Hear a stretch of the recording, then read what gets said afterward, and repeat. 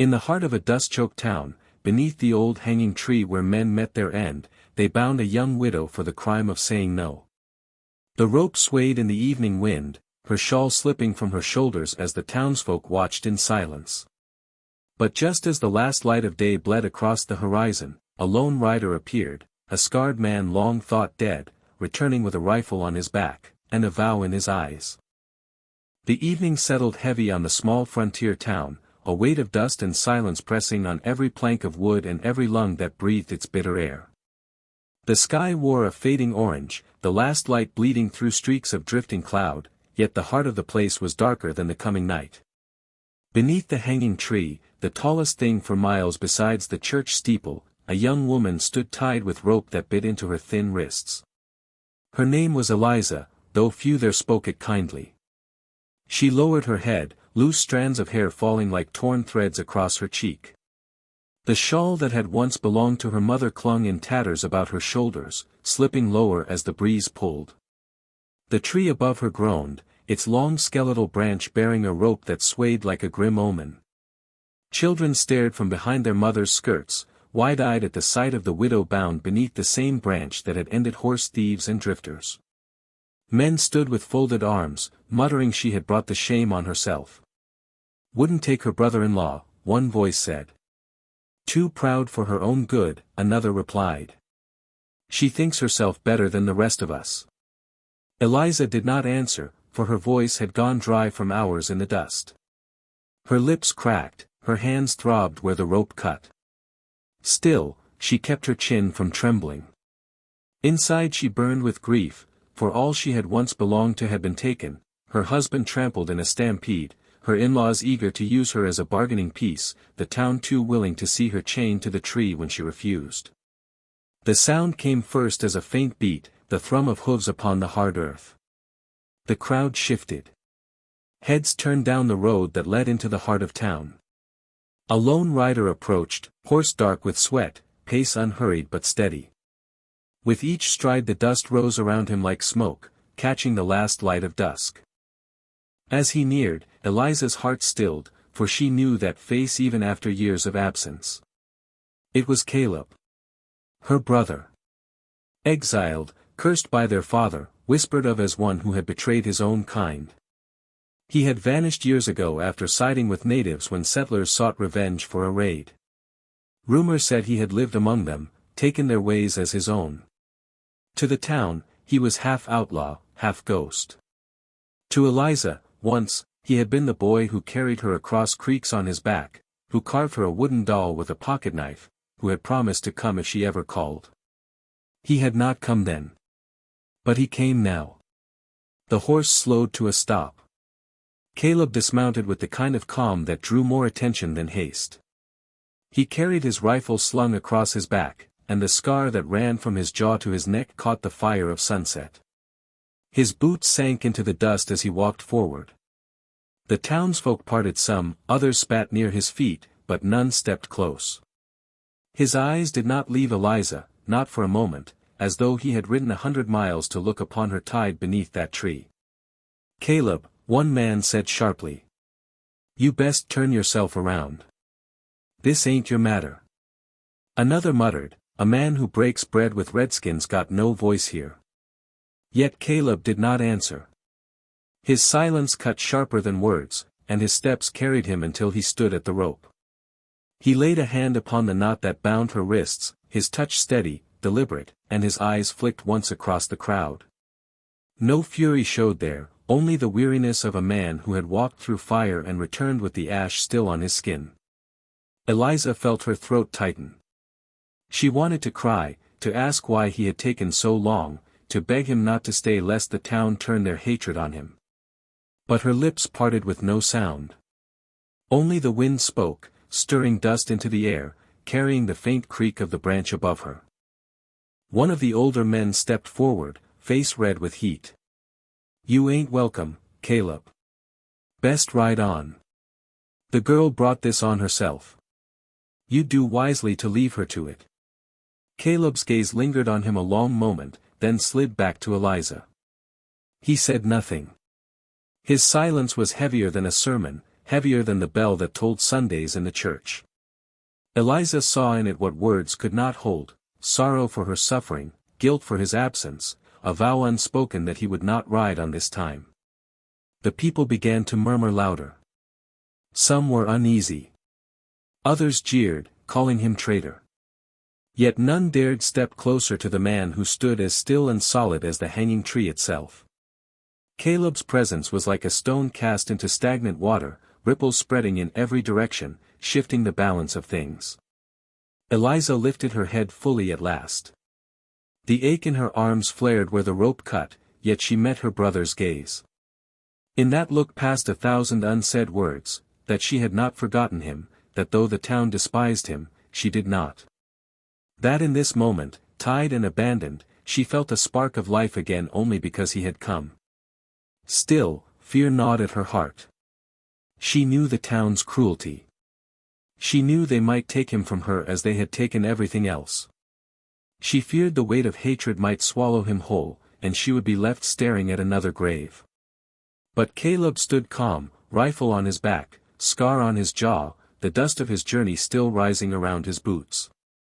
He had returned, and the rope that bound her wrists trembled beneath his hand. The evening deepened, and the crowd shifted uneasily, unsure of whether the widow would remain bound or be freed beneath the gaze of her brother. The tree loomed, the rope swayed, and silence wrapped the square like a shroud. Yet in that silence, Eliza knew, the story had turned. The knot gave way with a single, deliberate pull. Caleb's hands were steady, fingers working the rope with the patience of a man who had unbound many things in his time: snares, bridles, traps meant to hold. But when the last coil slipped from Eliza's wrists, her arms fell limp at her sides. The skin beneath bore angry welts, red against the pale stretch of her flesh. She did not flinch from his touch, though her whole body trembled like a foal left in the storm. It was not him she feared. It was the town. A low murmur rose among the gathered, thick as the smoke from the saloon lamps. The men did not lift a hand to stop Caleb, but their eyes sharpened, and their whispers carried like arrows. Traitor, they said. Savage lover. Ghost returned. Others spat, not daring to step forward, but their contempt clung to the air. Caleb slipped the rope from her hands and dropped it into the dust. For a moment he only looked at her, his eyes dark as river stone, unreadable to all but her. Then he reached for the frayed shawl that had slid down her arms, drawing it back over her shoulders with a gentleness that undid her. Her lips parted, a word forming but swallowed as the crowd pressed closer. Caleb said nothing. He simply laid a hand on her elbow, guiding her forward through the bodies that shifted and shrank back at his passing. The saloon doors groaned when he pushed them open. Inside, lamplight spilled across scarred tables, the smell of whiskey and tobacco thick in the room. The piano sat silent, a broken key hanging loose. Talk quieted when they entered, and every head turned. Whispers rose like gnats in the heat. That's him. Lived with them redskins. Shoulda stayed buried where they found him. Eliza felt her knees weaken, but Caleb did not falter. He led her to a table near the back, where the shadows were heavier and the stairs a little less sharp. He pulled out a chair, and she sat, her hands trembling on the splintered edge of the table. For a long moment he remained standing, surveying the room with the unblinking calm of a man who had known worse than their glares. Then, when it was clear no one would dare challenge him tonight, he lowered himself into the chair opposite. The silence between them was thick, filled with the ache of years.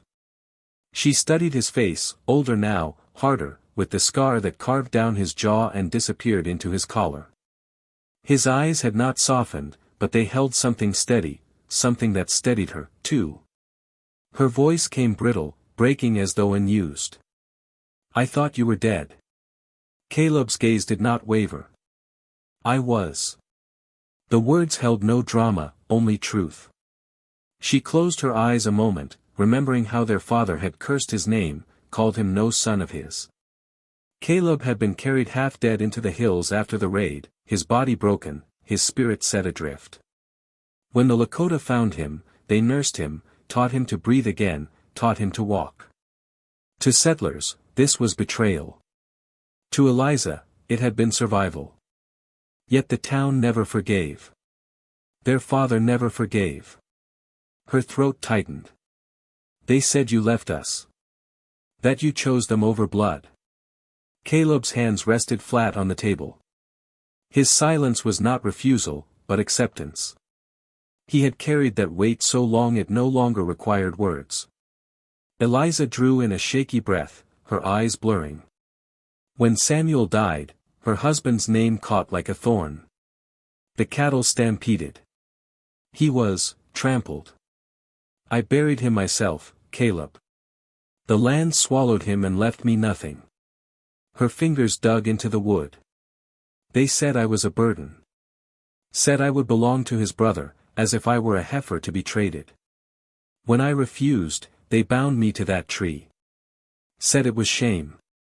Said it was my place. Her voice broke, spilling into the hollow space between them. Tears traced down her dirt-streaked face, dropping soundless onto the table. I had no place to go. No roof. No hand willing to hold me. Not one soul stepped forward, her chest heaved, and she buried her face in her shawl. Until you. The saloon murmurs pressed in, but for Caleb they vanished. His eyes remained on his sister, his silence carrying the weight of fury and sorrow both. His jaw tightened, the scar upon it pulling taut, but his voice never came. Instead, he reached across the table, laying his calloused hand over hers. The touch spoke what words could not, that he had not abandoned her, though the world had. Eliza lifted her eyes, wet and weary. She saw in him not betrayal but exile of another kind. He had been cast out, as she had now been, each wearing chains of shame not of their making. For the first time since Samuel's death, she felt the faint warmth of belonging. The piano gave a groan as the barkeep leaned upon it, watching. The whispers rose and fell, but no man dared step closer. Caleb's presence was a wall, his silence a shield. Eliza drew a slow breath, her shoulders lowering. She realized, with a clarity that pierced through her grief, that her brother had not chosen another life over her. He had chosen survival, as she had tried to. Their father had driven him out, but he had endured, and now he had returned, not in triumph, not in shame, but simply because he could not ride past his sister bound to death. Caleb's eyes remained steady. In their dark reflection, she saw the vow he would not speak aloud, never again would rope or cruelty hold her. Outside, the wind rattled the saloon shutters, carrying dust through the cracks. Within, the two siblings sat in silence, bound no longer by rope or exile, but by the quiet recognition that neither had abandoned the other. The prairie was a wide and restless thing that evening, its breath growing heavy with the weight of rain. Caleb led the horse along the rutted track with Eliza walking beside him, her shawl clutched close against the rising wind. Behind them the town lay shrinking into dust, but before them stretched a sky cracked with the pale fire of distant lightning. He brought her to a place few remembered, an old cabin resting on the edge of the grasslands, half hidden by cottonwoods that bent in the gale. The roof sagged where shingles had slipped, the porch bowed with rot, yet the cabin still stood, stubborn as stone against years of neglect. Eliza's breath caught when she saw it. "This was ours," she whispered. Caleb gave a slow nod.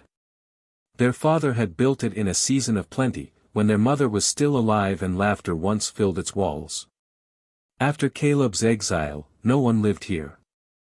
The years had stripped it bare of welcome, leaving only echoes. The door creaked when he pushed it open. Dust rose in swirls, mingling with the scent of old pine and smoke long faded. The hearth stood cold, but beside it leaned a rocking chair scarred by years of use. Their father's hands had carved it, shaping each curve with tools that still lay scattered in a corner, an axe blade dulled with rust, a hammer handle split with age. Eliza stepped inside, her fingers brushing the worn chair back. She felt the ghost of her mother's shawl draped there, the hum of lullabies once sung. But the room carried silence now, the kind that pressed deep into the heart. Caleb set his rifle against the wall and knelt to the hearth. He worked with flint and steel until sparks caught the dry kindling. Soon a flame grew, flickering against the darkened beams, filling the cabin with warmth long denied.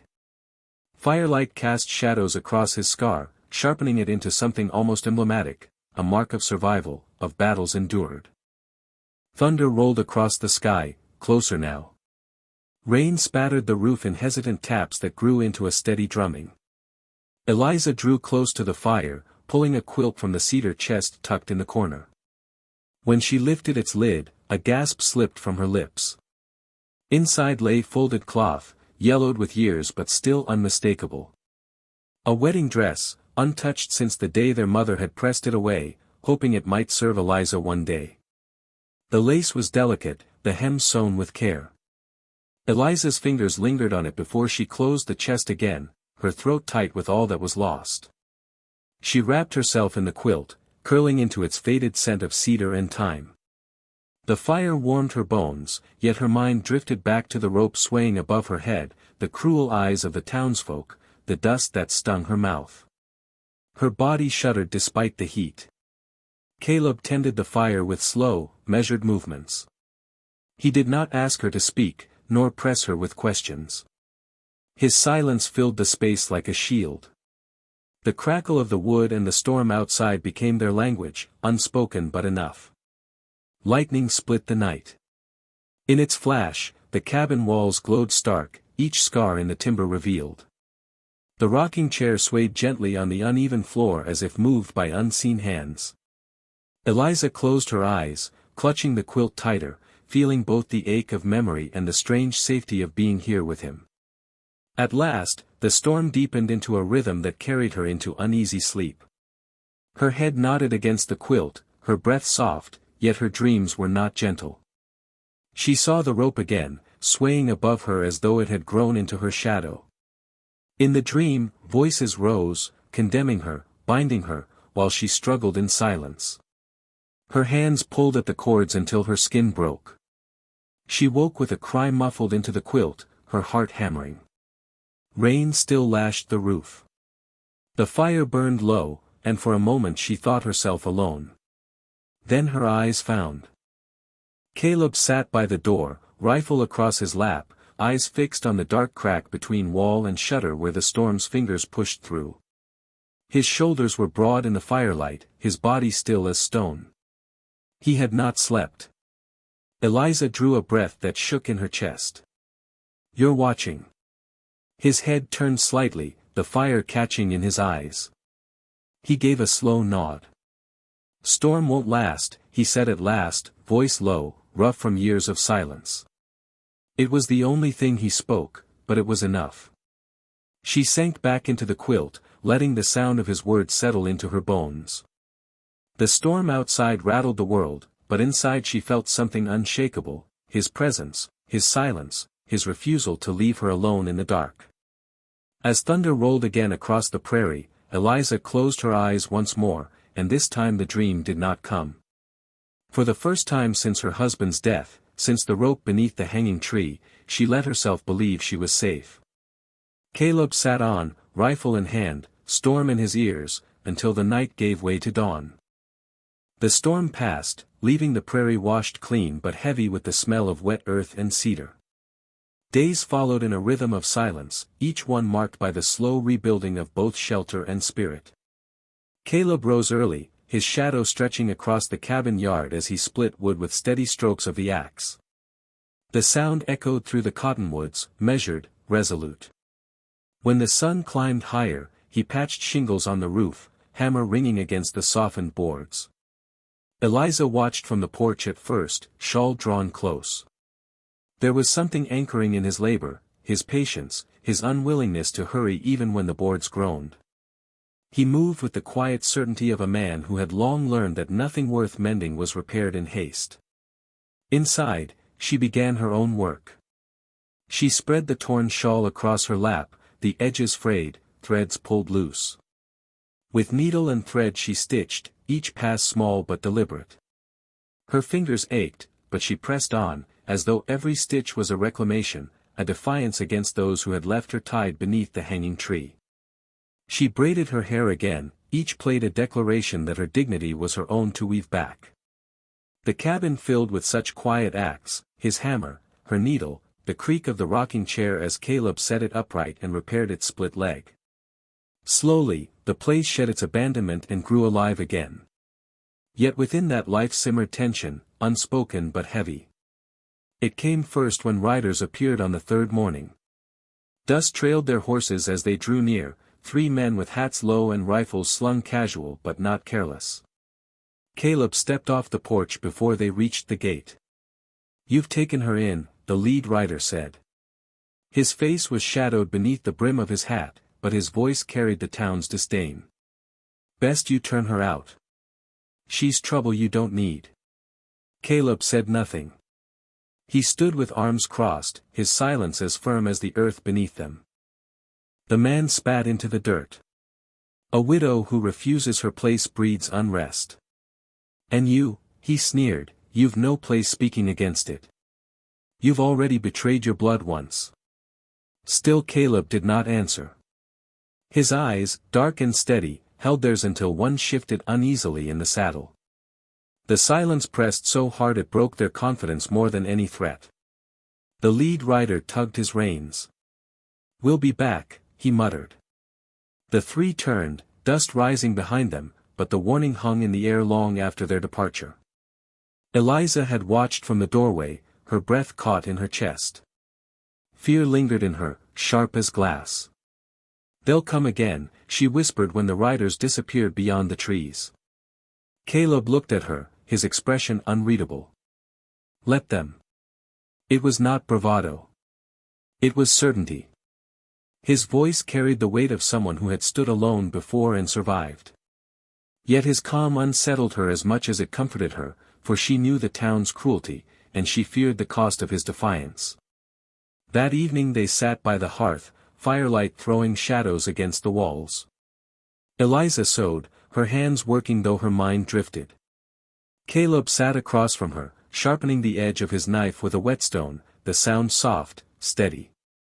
Between them hung questions neither voiced. At last Eliza spoke. "When they cast you out, I thought you were gone forever." Her voice wavered, though she tried to hold it firm. "But you lived." "How?" He paused, setting the blade aside. The silence stretched before he answered, voice low. "They left me half dead on the prairie. The Lakota found me. Carried me into their lodge. Fed me when I could not lift a hand. Gave me a name when my own was gone. For years, they treated me as kin while my own people cursed me."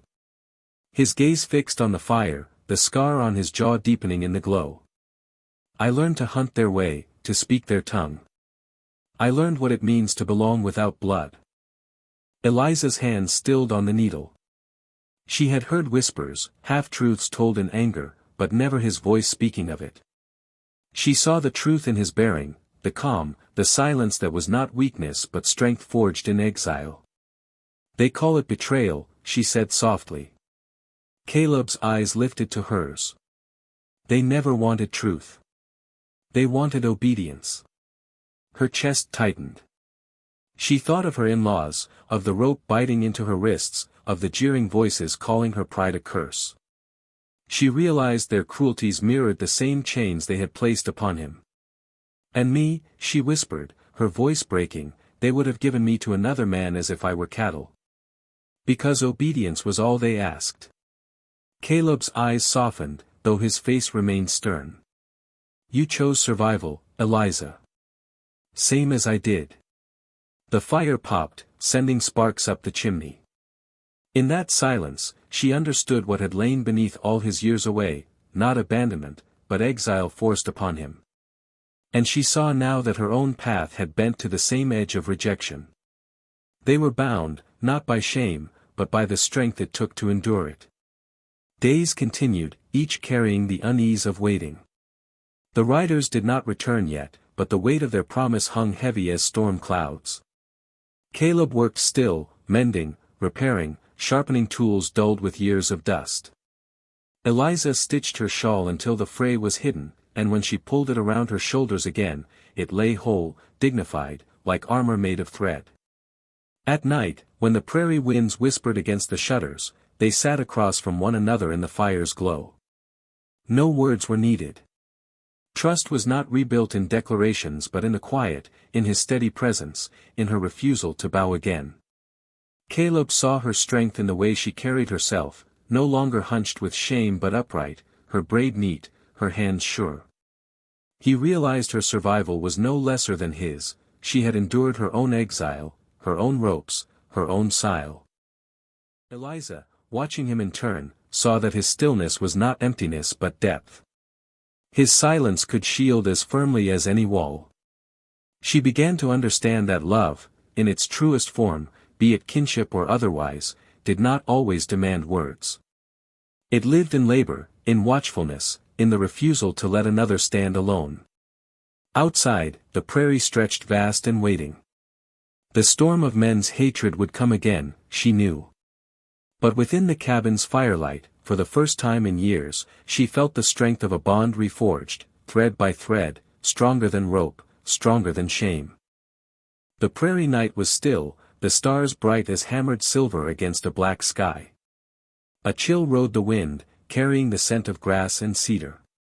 Eliza slept lightly by the hearth, the quilt wrapped close, while Caleb sat as he always did, sharpening a blade with slow strokes, eyes fixed on the fire's glow. It was then that the silence cracked, first with the faint rustle of hooves, then the distant call of men. His hand stilled. The first shout split the night. No widow, no traitor. Burn them out. A torch flared outside, its light flickering against the window's edge. Then another, and another. The sound of horses stamping, men's voices rising, and the sudden hiss of flame against dry wood. Caleb seized his rifle and moved to the door. Eliza startled awake, her eyes wide. "They've come," he said, voice low, steady. The cabin shuddered as a torch struck the wall. Flames licked along the shingles, sparks leaping. The rocking chair on the porch caught first, its old wood dry as tinder. It burned quickly, collapsing inward with a groan. Eliza clutched the quilt, then pushed it aside, standing barefoot on the floorboards. Her gaze fell on the cedar chest, the wedding dress folded within. Without knowing why, she lifted it out, clutching the fabric to her chest like a shield. Caleb stepped out into the yard, rifle cracking the night with a thunderous shot. One man fell back from the flame he carried. The others scattered, shouting curses. Firelight danced along the horses, wild and red. Inside, Eliza grabbed a bucket, rushing to the well. Her hands shook, blistering against the rope as she hauled water. Sparks rained on her shoulders, searing small holes into the shawl she wore, but she did not falter. She threw the first bucket against the cabin wall, steam hissing where fire had caught. "Back, Eliza!" Caleb called, firing again, but she did not turn. Another bucket, then another, though her palms split and bled with each pull of the rope. The cabin groaned under the assault. Flames licked at the shutters, smoke curling through the cracks. Inside, the quilt smoldered where a spark had landed. Eliza stamped it out, coughing, eyes burning, before racing again for water. Caleb fought with calm precision. His rifle cracked, then reloaded, his stance unwavering.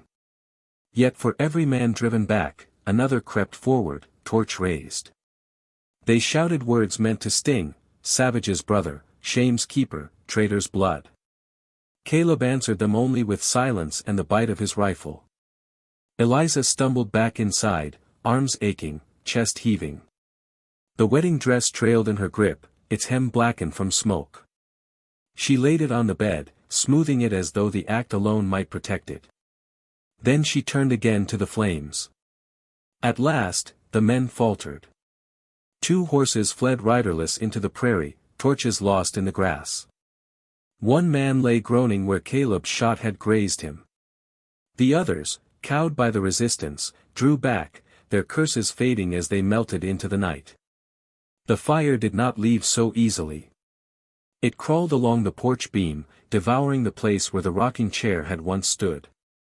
Eliza and Caleb worked side by side, he with buckets, she with cloths soaked in water, smothering embers until smoke billowed thick. The heat seared their lungs, the sweat stung their eyes, but still they fought, refusing to yield. When at last the flames hissed into silence, the cabin stood scarred but unbroken. Smoke trailed from the beams, the porch was a blackened ruin, and the rocking chair was nothing but ash. Yet the walls held, and the fire within the hearth still glowed, defiant against the dark. Eliza collapsed to her knees, coughing hard, her hands raw and red with blisters. The wedding dress lay across the bed, singed at the hem but untouched at the heart. She looked at it, then at the cabin, then at Caleb. He stood in the doorway, rifle still in hand, chest rising and falling slow. His scar glistened with sweat, his shirt damp, his eyes reflecting the dying embers. She rose, unsteady, and crossed the room. The dress slipped from her grip, falling across the quilt in folds of white and gray. She pressed her blistered hands against Caleb's chest and buried her face there, tears cutting paths through the soot on her cheeks. "I thought the fire would take us," she whispered. Caleb's arms came around her, firm and protective. "Not while I stand." She wept into his shirt, but her tears were not only of fear. For in that night of smoke and ash, she had fought, not cowered, not yielded. Her hands bore wounds, but they were proof of her strength. She had stood beside him, and together they had endured. When her tears slowed, she drew back, meeting his gaze. In his eyes she saw more than silence, she saw recognition. He no longer looked upon her as someone fragile, but as someone forged. The fire had not destroyed her. It had revealed her. Eliza's breath trembled. "I am not weak." "No," Caleb said, his voice carrying the weight of truth. "You are not." The words were simple, yet they filled the room with a power greater than any sermon. She realized then that the bond between them was no longer one of shared sorrow alone, but of shared fire. They had faced ruin together, and the flames had left them unbroken. Outside, the prairie was quiet once more. The stars looked down as though nothing had happened, indifferent to fire or fury.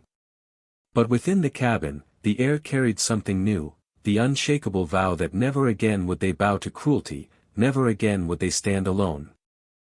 The dawn came pale and fragile, the horizon washed in muted rose and gray. Smoke still lingered in the trees where the cabin had burned but not fallen, the smell of ash clinging to their clothes. Caleb rose first, as always, strapping the rifle across his back. His face bore soot, his jaw shadowed with stubble, but his eyes were clear and steady. Eliza stirred from the bed where exhaustion had carried her through the night. Her hands, blistered and raw, clutched the quilt as she sat upright. Her shawl lay folded across the chair, neatly stitched from the mending she had done in recent days. She drew it over her shoulders with a care that was less about warmth and more about dignity. The fabric, once ragged and torn, now lay whole, as though she herself had been pieced back together with every stitch. Caleb looked at her and gave a single nod. No words passed, for none were needed. The ride into town was quiet but not heavy. The prairie stretched around them, wide and endless, the grass still wet with dew. Birds wheeled low, their cries sharp against the silence. Eliza rode pillion behind Caleb, her hands resting lightly against his coat, her gaze fixed on the path ahead. With each step of the horse, the town crept closer, rising out of the dust like a wound that had not yet scarred. When they entered the square, the hush that fell was swift and thick. Townsfolk gathered as though drawn by some unseen hand, spilling from the saloon, the mercantile, the church steps. Faces hardened, eyes narrowed. Some women clutched their children, as if the sight of Eliza, alive, unbroken, was an offense. Beneath the hanging tree, the rope still swayed in the morning breeze. Eliza's chest tightened at the sight, but she did not bow her head this time. The shawl held her shoulders firm, and her chin lifted. The men who had tied her stood near the tree, arms folded, sneers curling their mouths. Her husband's brother, tall and broad with a face like sun-cracked stone, stepped forward. His eyes slid over Eliza, then narrowed on Caleb. You should have left her to the law of kin. She's no place here. Neither do you. Caleb dismounted, boots striking dust. He reached back, steadying Eliza as she stepped down, her shawl catching the first light of day. Then he turned to face the man. His hand did not waver as he drew the rifle from his shoulder and leveled it, not in haste or fury, but with calm purpose. The square froze. A child whimpered before being hushed. The only sound was the creak of the rope above them. Caleb's voice came low, measured. You bound her to a tree. Called her shame when she was widow. You would have handed her like cattle. Speak it, before all.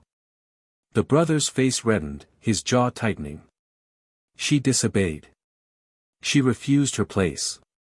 Her place, Caleb said, his words cutting sharp in the silence, is not yours to name. The rifle did not waver. The townsfolk shifted, eyes darting between the men. Whispers rose, threads of unease unraveling. For the first time, shame stirred, not in Eliza, but in them. One of the older women stepped forward, her voice brittle but clear. She's right to refuse. She buried her husband with her own hands. You would chain her after such grief. Another voice joined, then another. The tide turned, slow but certain, until the crowd's weight shifted against the in-laws. The brother faltered, his sneer breaking beneath the gaze of his neighbors. Caleb lowered the rifle, but the silence of his presence spoke louder than the shot it might have fired. The men stepped back, the sneer crumbling into something smaller, meaner, weaker. Eliza stood tall beside her brother. For the first time since Samuel's death, her back was straight, her eyes unclouded by fear. She felt the weight of the rope in memory, but it no longer bound her. She was not the abandoned widow, not the shameful burden. She was herself, reclaimed. Caleb turned to her, his gaze steady, unreadable to others but clear to her. He had not come to argue, nor to plead. He had come to stand. And in that standing, he had given her life back. He mounted the horse once more, then extended his hand. Eliza looked at it for a long breath, the hand scarred, calloused, the hand of a man who had walked through fire. She placed her own within it, blistered and raw but no longer trembling. With a firm pull, he lifted her behind him. The townsfolk watched as the horse turned. Dust rose beneath its hooves as Caleb and Eliza rode from the square. Behind them, the rope beneath the hanging tree swayed, empty, catching the wind like a memory unspooled. The town shrank as they rode, fading into the horizon, into the dust that swallowed its cruelty. Ahead stretched the open prairie, vast and unbroken, a place wide enough for second chances. Eliza leaned lightly against Caleb's back, her eyes on the endless sky. Survival had turned to dignity, sorrow had turned to strength.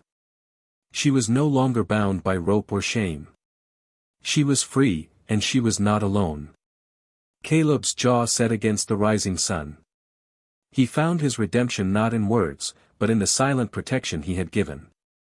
And as the prairie opened before them, brother and sister rode on, leaving behind the tree that had once threatened to claim her life, its rope swinging empty, powerless, a symbol of chains forever broken.